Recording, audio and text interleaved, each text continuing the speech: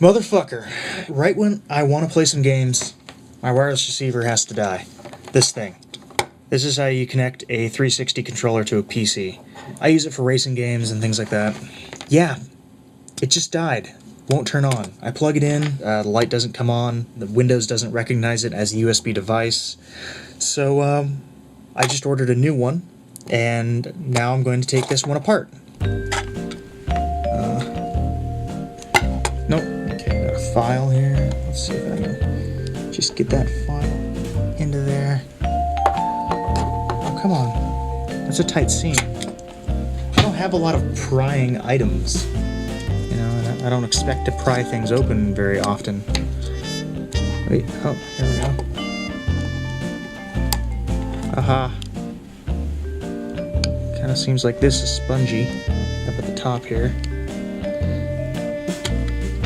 Oh, come on. Open, goddammit!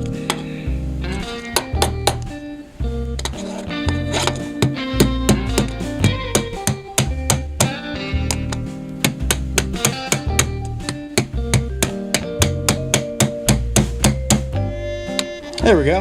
That worked. A little bit of percussion.